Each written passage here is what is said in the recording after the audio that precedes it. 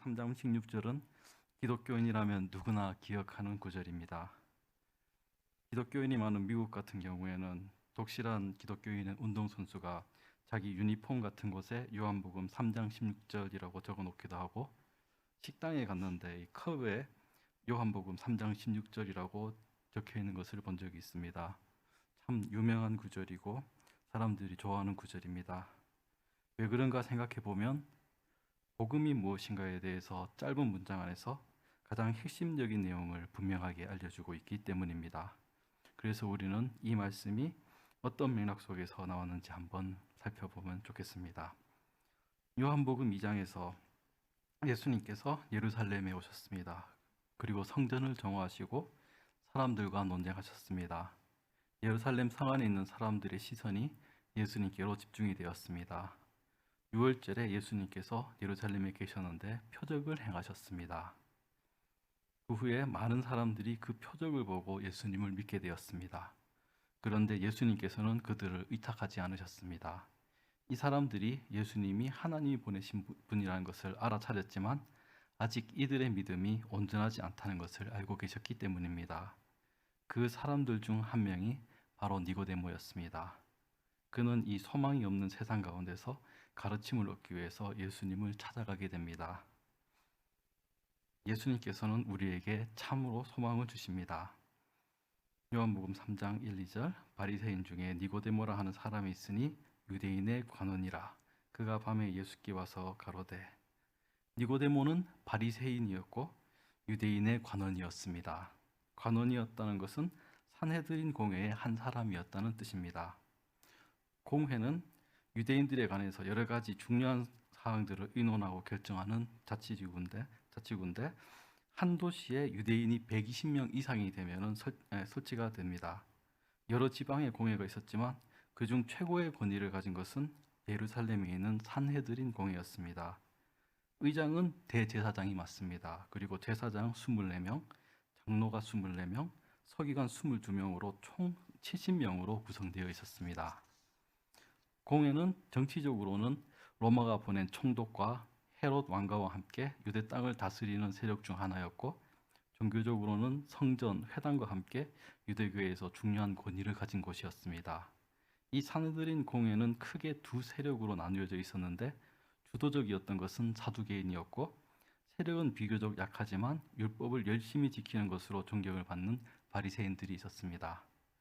공회원인 니고데모는 바리새인 중에서도 유력한 사람이었던 겁니다.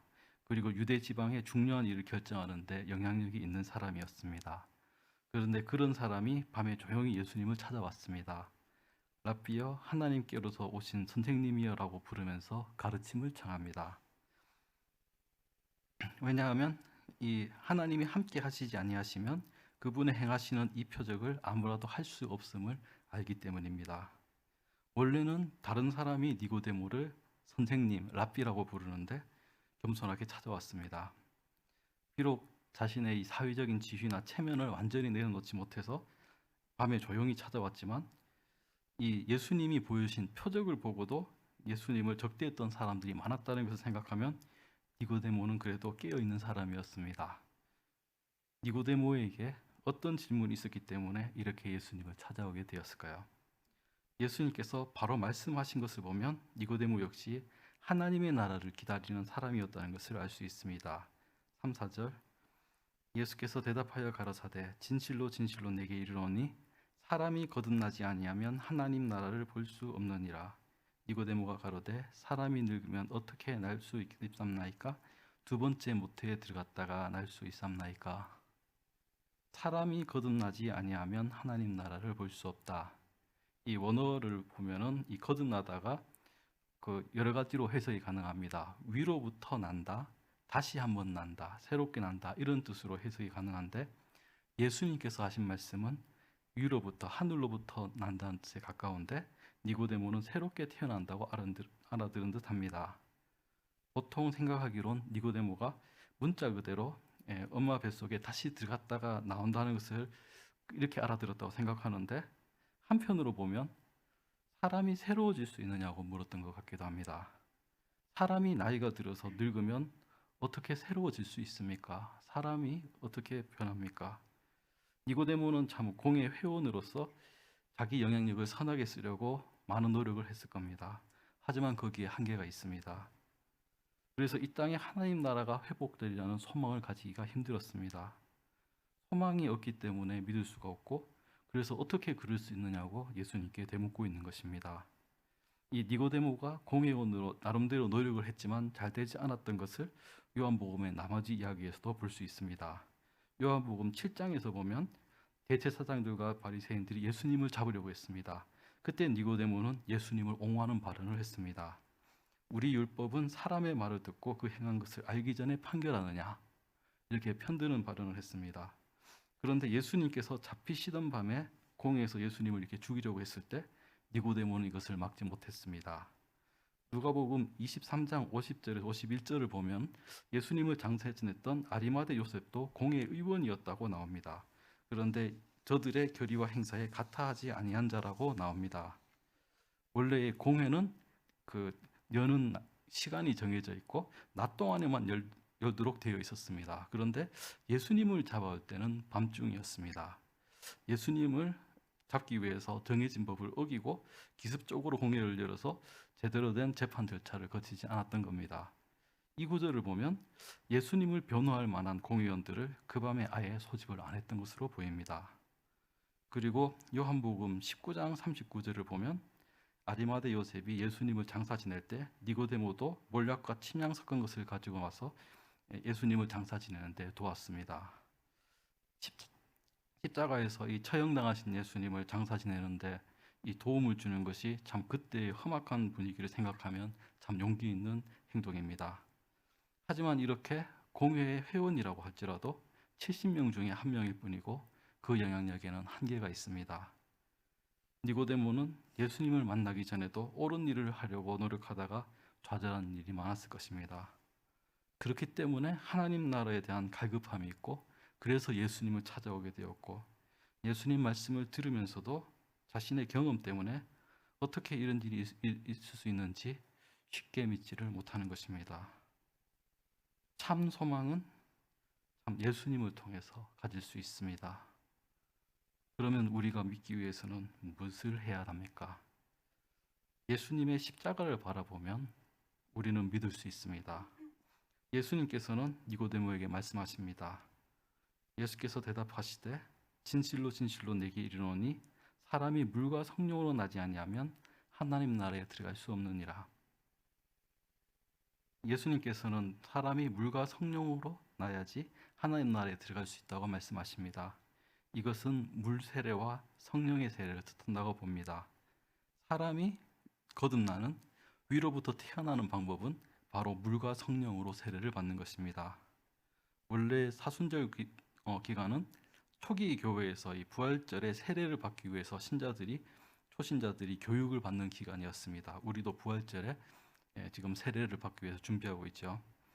단순히 이 성경과 교리만 교육받는 기간이 아니었고 기도의 교육, 금식, 그 외 여러 가지 삶 속에서 해야 되는 여러 가지 훈련이 있었다고 합니다. 이 세례는 신약 세대에서 이 구약의 할례를 대신합니다.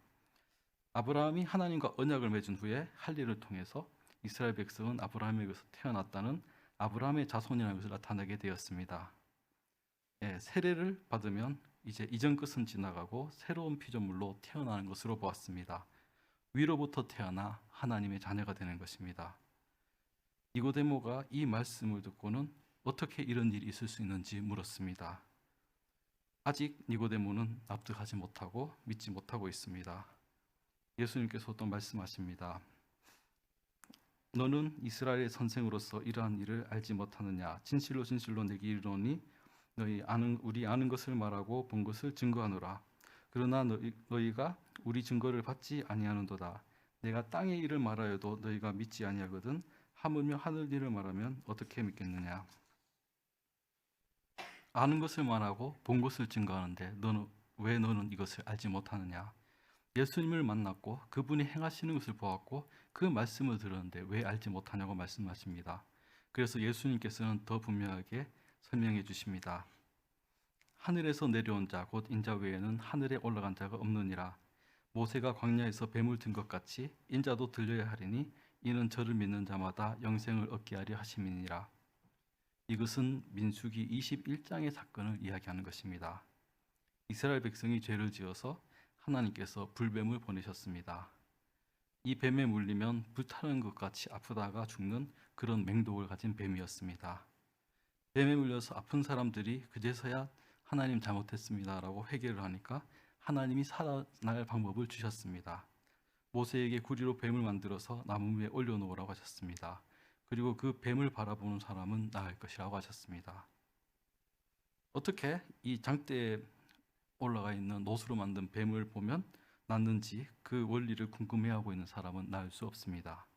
그저 모세를 통해서 말씀하시는 하나님을 믿고 고개를 들어서 노뱀을 보는 사람이 나을 수 있습니다. 예수님께서도 십자가에 달리시고 부활하시고 승천하시게 될 것인데 구리뱀을 바라보는 자마다 뱀에게 물린 것이 나은 것처럼 하나님께서 예수님의 십자가 죽음과 부활을 바라보는 자에게 영생, 구원을 주십니다. 요한복음 2장에서 예수님은 벌써 이것을 말씀하셨습니다. 너희가 이 성전을 헐라 내가 사흘 동안에 일으키리라. 그러나 예수는 성전된 자기 육체를 가리켜 말씀하신 것이라. 이미 2장에서 예수님께서는 성전을 정하신 후에 사흘 만에 부활하실 것과 그 뒤로는 예수님의 몸된 교회가 성전이 되리라는 것을 숨기지 않고 밝히 말씀해 주셨습니다. 다만 고개를 들어보지 않은 사람들이 이 말을 알아듣지 못하였을 뿐입니다. 어떻게라는 의문을 잠시 접어두고 하나님의 명령대로 고개를 들어서 십자가와 부활하신 예수님을 바라보는 사람은 믿을 수 있고 불타는 것과 같이 아픈 독을 치유받을 수 있습니다. 그렇다면 하나님께서는 왜 이렇게 예수님을 보내어 주셨습니까? 하나님이 세상을 이처럼 사랑하셔서 예수님을 우리에게 주셨습니다. 사랑하시기 때문입니다.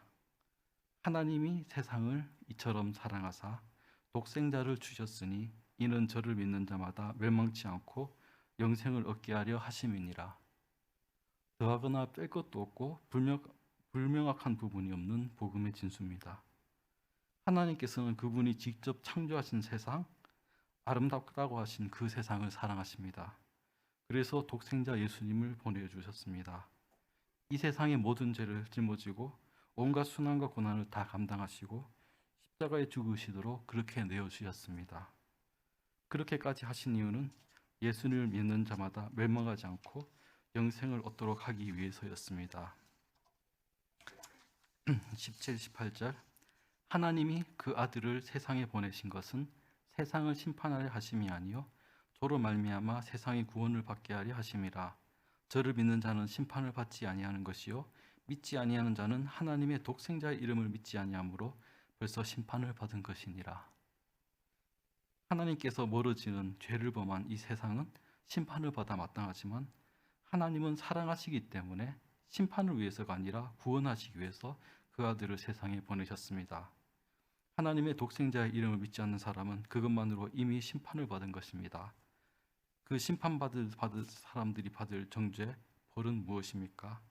19에서 21절 그 정죄는 이것이니 곧 빛이 세상에 왔을 때 사람들이 자기 행위가 악함으로 빛보다 어두움을 더 사랑한 것이니라. 악을 행하는 자마다 빛을 미워하여 빛으로 오지 아니하나니 이는 그 행위가 드러날까 하며 진리를 쫓는 자는 빛으로 나니 이는 그 행위가 하나님 안에서 행한 것임을 나타내려 함이나 하시니라. 빛이신 예수님이 이 땅에 오셨는데 그 빛보다 어두움을 더 사랑하는 것이 그 벌입니다. 자기 자신이 행하는 악이 드러날까 두려워하는 것이 그 벌입니다. 하나님의 사랑을 거부하고 참 비참하고 소망 없는 상태로 계속 있으려고 하는 그것이 그 벌입니다. 하지만 진리를 쫓는 사람은 빛으로 나옵니다. 하나님 안에서 행한 행위를 칭찬받고 하나님의 사랑 안에서 기쁨을 충만하게 누릴 수 있습니다. 우리가 사순절을 시작했을 때는 추운 겨울이었습니다. 이제 날이 더워지고 봄비가 내립니다.